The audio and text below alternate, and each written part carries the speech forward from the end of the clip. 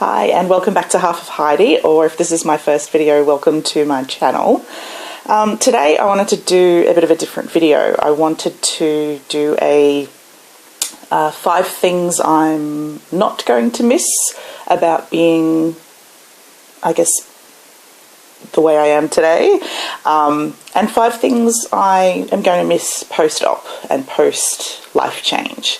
So just a little bit of background if this is your first video. So my name is Heidi, I'm 35 years old and I live on the Sunshine Coast in Queensland, Australia. I'm married and have 3 fur babies. On the 8th of November, I'm having a vertical sleeve gastrectomy, and I'm hoping to lose about 100 kilograms or just over 200 pounds, which is obviously an enormous amount of weight. My highest weight was, actually I should get my little notes, I always do better with notes. My highest weight was 191.7 kilograms, which is 422.6 pounds. I'm a week into my pre-op diet with 3 weeks to go before the surgery, and I now weigh 183.9 kilograms, which is 405.4 pounds. So yeah, in my first week I lost 7.8 kilograms, which is 17.2 pounds. Right, so those are my stats. Yes, I'm having the vertical sleeve gastrectomy, as I mentioned, in 3 weeks' time, and I've been thinking a lot about what I'm going to miss, what I'm not going to miss, and that kind of stuff.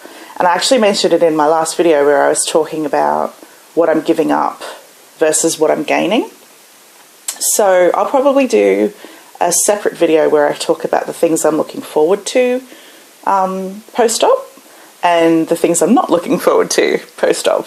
But I just thought it'd be really interesting if I made this video pre-op and then compared it. So, you know, in 6 months' time, when I rewatch this video, if I rewatch this video, what did I say I was not going to miss? And do I miss any of those things? And what did I say I was going to miss? And do I not miss them, I guess? Or do I miss them more than I expected? Or were there other things I didn't even put on that list of things I thought I was or wasn't going to miss? So I've made my list, so I will be referring to my notes, so apologies if I'm looking down. I've tried to stick to 5, but because it's me, I tend to waffle and go off on a tangent, so bear with me. Okay, so the first one is not going to miss. So number 1, having my husband have to help me. So whether that is shower, you know, sometimes he even has to do up my bra for me because I can't reach back behind me easily like that. Yeah, so and like I said, he helps me shower because my back gives out and it's just faster if he's helping me. I actually have a stool in my shower so that I can sit down when I'm washing my hair. Yeah, I'm not going to miss any of that. I love showers. I really want to be able to go in there and not waste water, but certainly not feel like I'm rushing to have like a 2-minute shower or even a 1-minute shower. I don't know. I just don't want to be rushed. I would just like to enjoy the shower and be on my own in the shower when I want to be on my own. But sometimes, I don't know. Anyway, I'm not going to miss that. Number 2,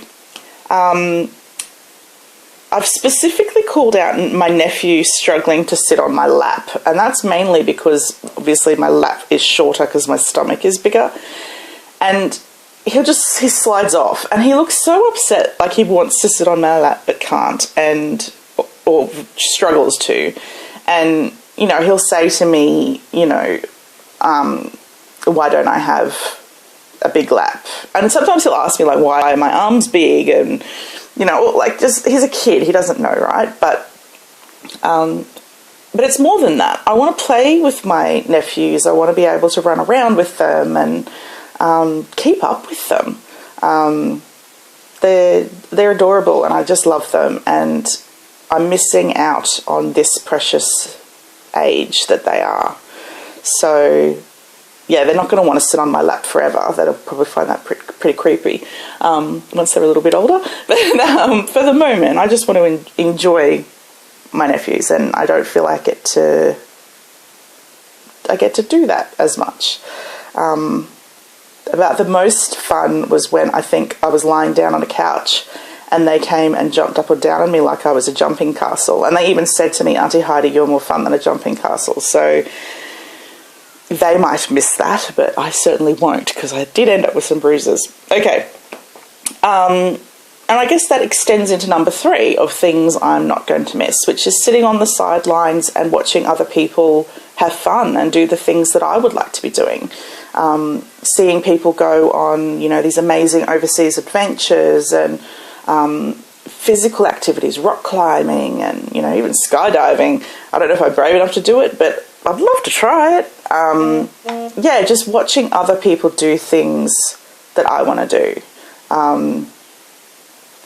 I very quickly moved from jealousy into sort of like a self-pity mode, and I'm sick of that. I'm just sick of that. I want to participate. I want to be part of life. So number 4 is kind of materialistic, but it's the clothing and jewellery options for people of my size. I'm not going to miss that. You'll probably notice in my videos, if you watch multiple videos, I frequently wear either the same or similar clothes. And actually, you know, sometimes I own multiples of the same item because I liked it, and there's so few clothing options for my size that I really like, and I almost have created a uniform for what I wear. Like, I wear like these black singlet tops a lot, and I own so many of them. I've got a lot of black stripy tops. Just plain black black actually features a lot in my wardrobe. I'm not going to miss just wearing black. I don't like to draw attention to myself, and because I have so much fabric in whatever I'm wearing, it just overwhelms the look I'm going for. I feel like, you know, if I'm wearing red, I feel like I'm just this giant tomato walking along. I don't actually feel like I can pull it off. Maybe what I'm saying is I miss feeling like I can't pull it off. Maybe I can pull it off, but I don't feel like I can. I feel like it's just, yeah, I feel like it just doesn't look right. Jewellery, I love rings and bracelets and necklaces and you name it. I think even my earlobes might be a little overweight for wearing earrings, but rings especially.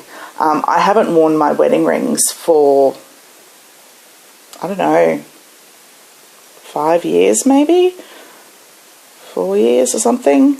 And we've been married for like 7.5 years. So that's a lot of our marriage that I haven't been able to wear my wedding rings. And I love my wedding rings. They're beautiful. And just general jewellery. I love rings, and I miss having many options to choose from and not just cheap costume jewellery, which isn't actually that nice to begin with. I would like some nice jewellery. Anyway, you get my point. I'm not going to miss clothing and jewellery options. And number 5, so I've kind of grouped a couple of things here. So I'm not going to miss the pain, discomfort or embarrassment from being this size.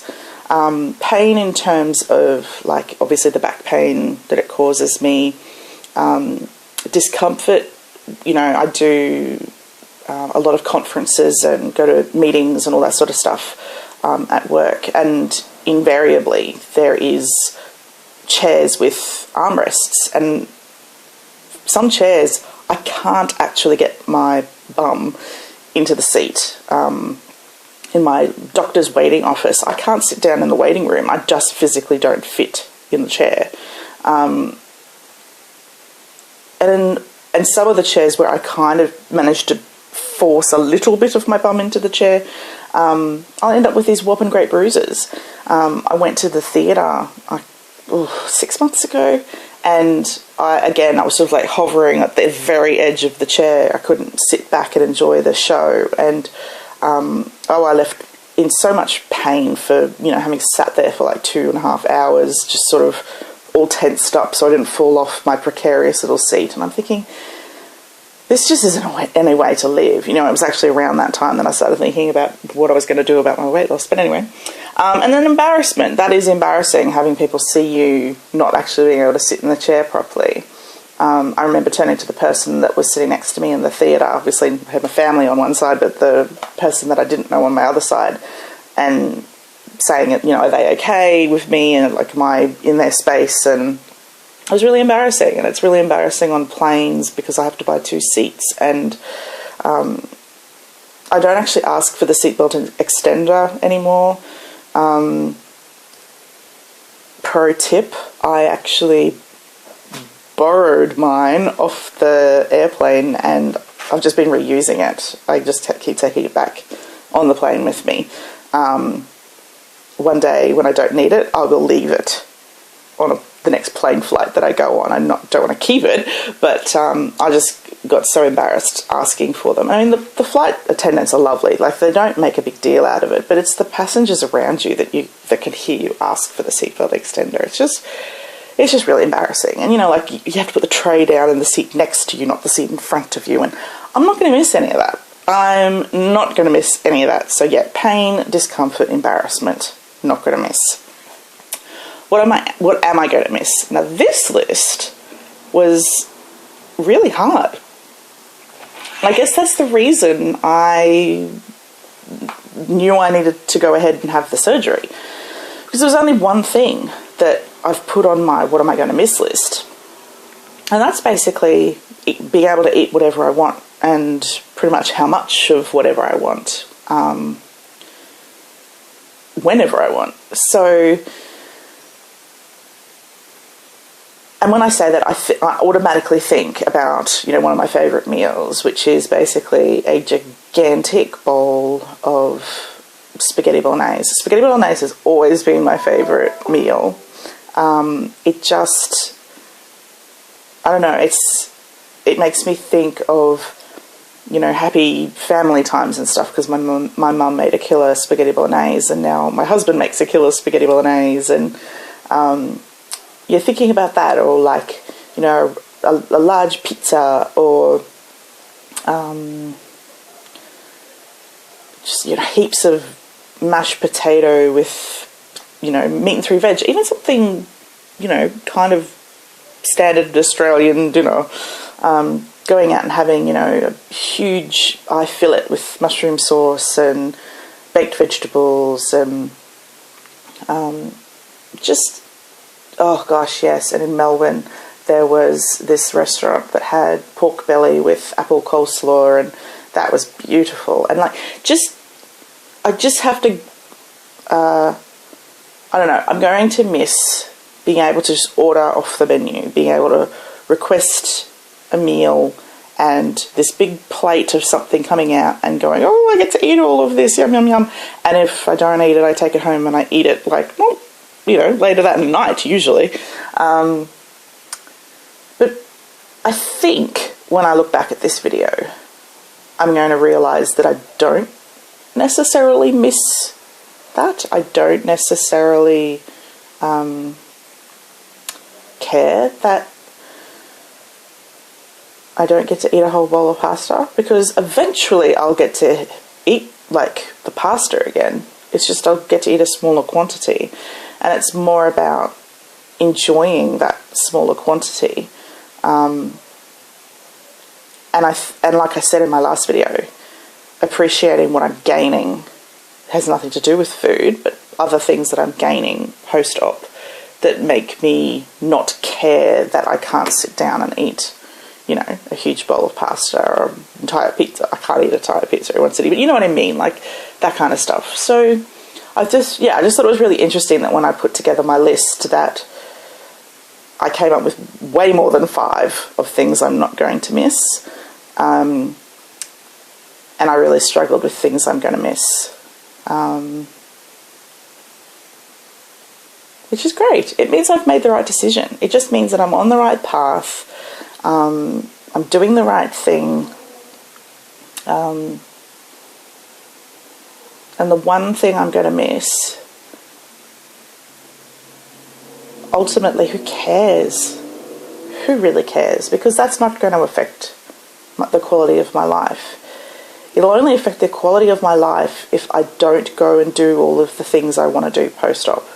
If I don't go rock climbing, if I don't go skydiving, if I don't do all of these things that are on my wish list, then what was it for? If I remain a bit of a shut-in and don't get out and explore the world, then what was the point? But I don't think that's going to happen. I'm so determined and excited by this process that, yeah, November 8th can't come soon enough. Can't wait. I would actually love to hear your 5 things. What are you going to miss? What are you not going to miss? If you're post-op and watching this, what did you think you were going to miss or not miss? And how do you feel about that now? Leave me a comment. I'd love to know what everybody else is thinking out there. Okay, so that's it for now. I'm going to record, like I said, probably a what am I looking forward to and not looking forward to post-op video. And then, yeah, once I'm post-op, I can compare how I felt now versus how I'm going to feel then. Anyway, thank you for watching. I hope you enjoyed this video. As always, if you have any questions for me or want to reach out and just have a chat, please do so. I love talking to you guys. Yeah, okay. Bye.